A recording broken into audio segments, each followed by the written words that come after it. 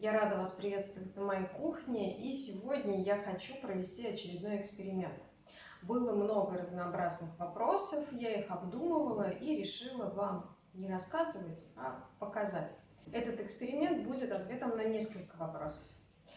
Многим очень понравилось видео, где я пекла хлеб без рецепта как такового, показывая базовые принципы и правила выпечки домашнего хлеба. Но были такие комментарии, что, объясняя эти принципы, я использовала так называемые стандартные пекарские проценты. Да, действительно это так. Это пекарские проценты, сколько процентов муки, сколько процентов воды, сколько процентов закваски, сколько процентов соли. Это действительно так. И это понятно тем, кто уже давно занимается выпечкой хлеба. Я сама очень люблю рецепты, где указаны просто пекарские проценты без граммов. Я могу взять любое количество муки и рассчитать все остальные ингредиенты. Конечно, это удобно. Но, учитывая вот это замечание, да, или этот комментарий, я решила вам показать другой эксперимент, который нам покажет несколько моментов. Во-первых, как вообще без весов, не взвешивая, ничего не рассчитывая, сделать тесто.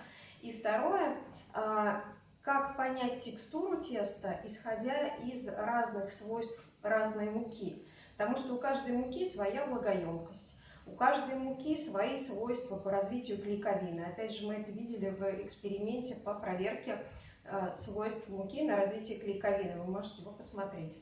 И сегодня продолжаем тему этих экспериментов, но делать будем несколько по-другому. Говоря об интуитивном хлебопечении и возвращении к традициям, мы имеем некую посуду, да, в которую мы насыпаем муку. Я не знаю, сколько здесь граммов, я насыпала вот так муку горкой, и я думаю, что мне на буханку этого будет достаточно.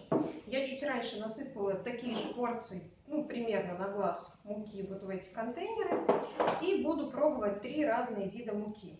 И я налила воды, тоже опять же без всякого взвешивания, у меня здесь нет никаких отметок по количеству граммов. Я просто налила воды в большую пивную кружку и буду лить отсюда воду уже в муку. Для того, чтобы рассчитать, сколько же мука возьмет все-таки воды, я вот это количество взвешу. Но вообще я отмеряла именно вот этой вот пиалушкой, салатницей. Я отмеряла вот примерно равное количество муки. Какую муку я испытываю? Уже известную и понятную, и ту, которую я много раз показывала, это бело-нежная. Это у меня мука первый сорт из шугуровского зерна. Ни разу на ней не пекла, это новая для меня мука, и понятия не имею, как она себя поведет, посмотрим вместе. И мука цельнозерновая тонкого помола, твердый хлеб, пшеничная, я очень часто ее использую, она мне нравится, и вот я решила сделать на этих 3 видах муки. Изначально хотела протестировать 3 вида муки высшего сорта. Но потом поняла, что я не хочу так много хлеба на муке высшего сорта. Я хочу разного хлеба, я хочу и цельнозернового, я хочу и новую муку попробовать.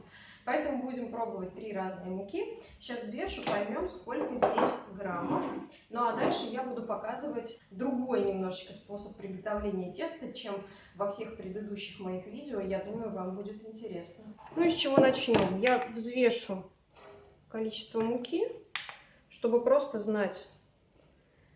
305 граммов у меня здесь получилось. Ну, хорошо. Это значит 2 другие порции, которые я отмеряла этой же пиалушкой, они примерно такого же веса. И что мы делаем дальше? Я беру эту муку, высыпаю ее на стол, делаю ее горкой.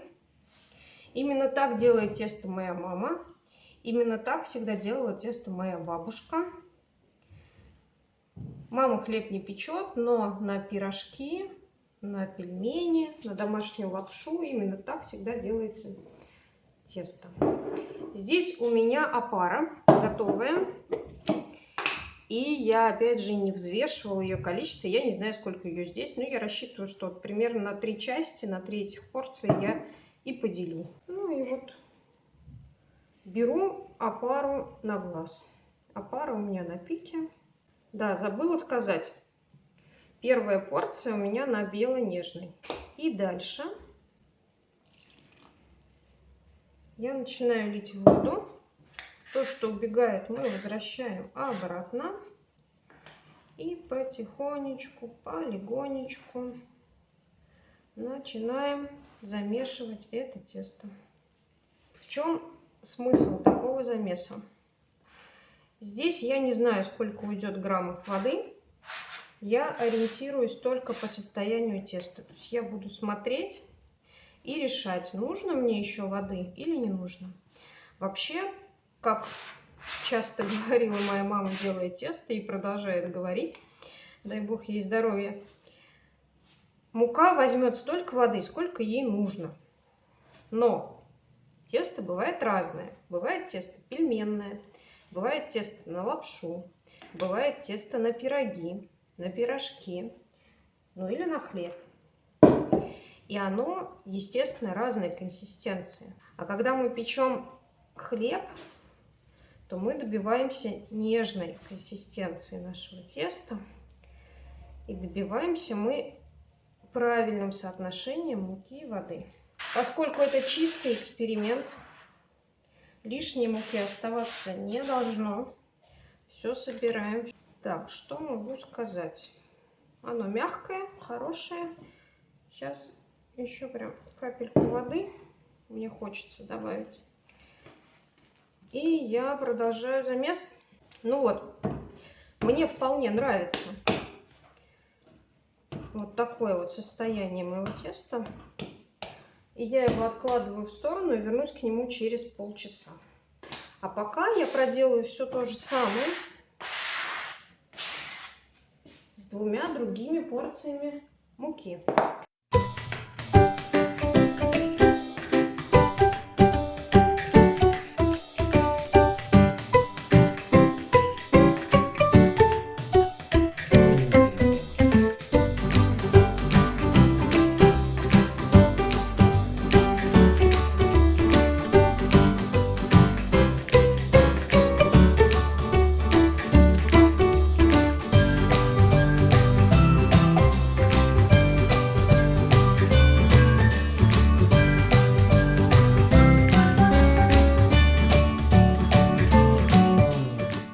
Пройдет минут 15, я буду делать основной замес.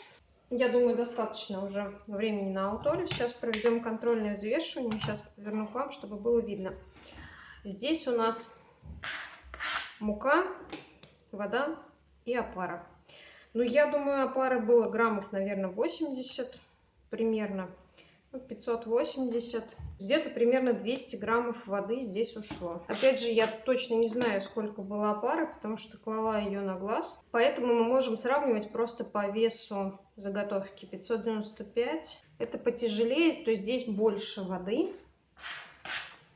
Здесь 592. Ну, тоже чуть-чуть больше воды. Ну, как будем месить? Можно отбиванием, можно стандартно, но сейчас обязательно добавить соль. В этот раз я решила добавить соль морскую, крупную. Если бы у меня не было весов, я бы соли на это количество взяла вот столько. А сейчас давайте взвесим и поймем, вот столько это сколько. Сколько же это граммов? 6. Ну, как раз примерно 6 граммов на 300 граммов муки. Это оптимальное количество. То есть вы поняли, большая такая щепоть соли. Это как раз то количество, которое нам подходит на такой объем теста. Все, начинаю замешивать с солью. А вот еще интересный момент. Когда я взвешивала заготовки, они у меня оказались с разницей там плюс-минус 10 грамм. Это как раз и говорит о том, что отмеряя какой-то посудой примерно одинаковое количество муки, наливая воды на глаз и понимая, какую консистенцию теста мы хотим получить, мы, в принципе, получаем одну и ту же рецептуру фактически, ну, с небольшими какими-то долями отклонения, ну, то есть несущественное отклонение. В итоге у меня 3 вот такие миски. Сейчас я их немножко всех охлажу в холодильнике минут 20, ну, а потом буду следить, как они будут подходить. Сделаю пару обминок и будем формовать. Итак, дорогие пекари, мое тесто пробродило 4,5 часа. Я рассчитывала, что я его раньше разделаю, но так получилось, что оно у меня простояло 4,5 часа, и все это время достаточно теплом месте. Я говорила, что у меня сейчас тепло. Периодически я ставила в холодильник остужать, но в общем и целом тесто подходило в тепле. Это первый сорт, это высший сорт, это цельнозерновая. И сейчас я буду формовать. Часто спрашивают, как понять, что тесто выбродило. Я не знаю, насколько видно, но если вот такие тянутся нити, и тесто прям почти без остатка и без следов выходит из формы, значит, оно выбродило. Сейчас я сделаю предформовочку небольшую. Предформовка — это очень простая вещь. Мы заворачиваем вовнутрь все. Заворачиваем вовнутрь и натягиваем поверхность. Главное не перетянуть, чтобы тесто не начало лопаться. Оставляю на отлежку.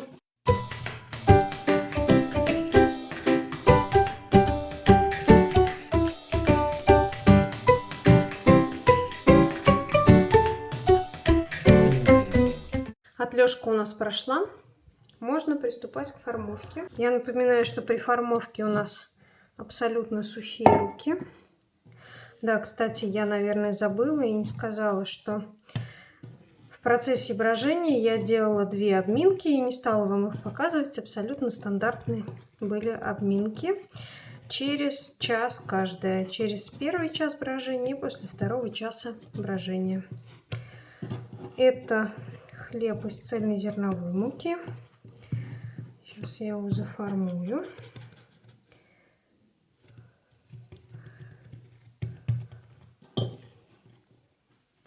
Задача формовки в том, чтобы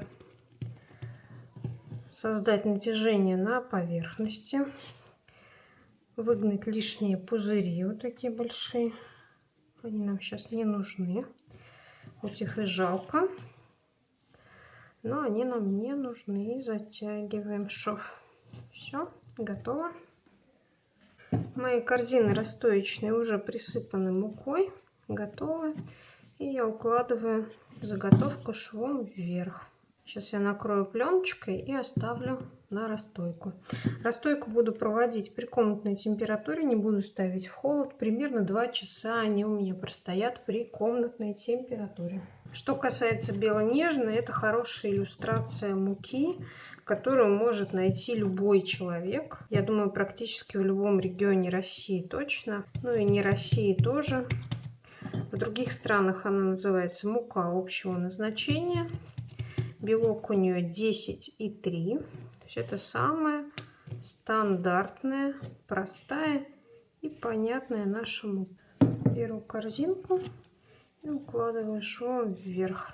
Прошло 1,5 часа расстойки. И мое ощущение, что этого более чем достаточно. Я вижу, что заготовки мои прекрасно выросли. И сейчас буду выкладывать на бумагу, а затем буду выпекать. Я буду печь с паром при 230 градусах. И я буду сажать сразу все 3 буханки в духовку, чтобы не было ощущения, что они разное время растаивались, и поэтому они отличаются. Я абсолютно счастлива, я только что вынула хлеб из духовки. Вот этот цельнозерновой, на мой взгляд, он просто великолепный. Вот это высший сорт, белонежная. Вот это шугуровская, первый сорт. Они все прекрасные, они все очень красивые. Я думаю, что они все очень вкусные, они безумно горячие. Я не решаюсь брать их руками, но корочка великолепная, карамелизация отличная, раскрытие мне нравится, вот тут чуть меньше, но я не думаю, что это проблема. Завтра утром разрежем, посмотрим. И я думаю, что они прекрасные будут. Наступило утро, мои 3 буханочки остыли, и сейчас мы их разрежем. Начну с цельнозернового. По внешнему виду он мне нравится больше всех.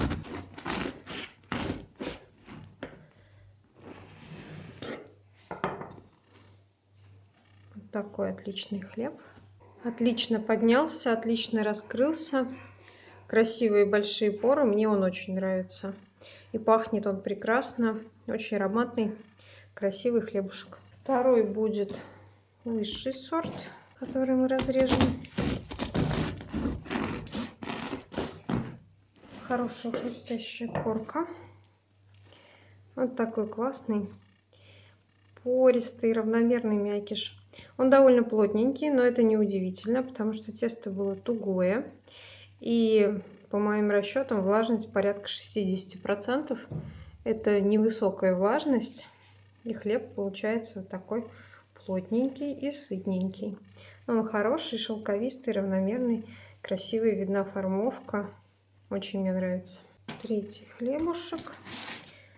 Это хлеб из муки шугуровского зерна. Напоминаю, что это не высший, а первый сорт. Ой, какой классный. Цвет красивый, такой солнечный, чуть-чуть желтенький. И очень своеобразный аромат у этого хлеба. Я уже пекла из шугуровского высшего сорта. Какой-то сладковатый, необычный аромат. Какой-то интересный очень оттенок. Хороший хлебушек, красивый, мне он тоже нравится. Посмотрим все три. То есть, несмотря на то, что я месила хлеб, не взвешивая воду, не отмеряя ее, весь хлеб получился. Влагоемкость муки везде разная, но при этом каждый из них по-своему хорош. Я думаю, что каждый из них вкусный. И, наверное, главный вывод, который можно сделать из этого опыта, состоит в том, что доверяйте себе, развивайте свою интуицию. Интуиция развивается опытом. И чем больше вы будете печь, тем больше вы будете понимать тесто, понимать, как оно живет, развивается, по каким законам. И вам будет проще, легче, и вам не нужен будет никакой рецепт. Вы просто смешаете муку, воду, закваску и соль, и у вас получится великолепный хлебушек. Подписывайтесь на мой канал, и мы с вами испечем еще много всего интересного.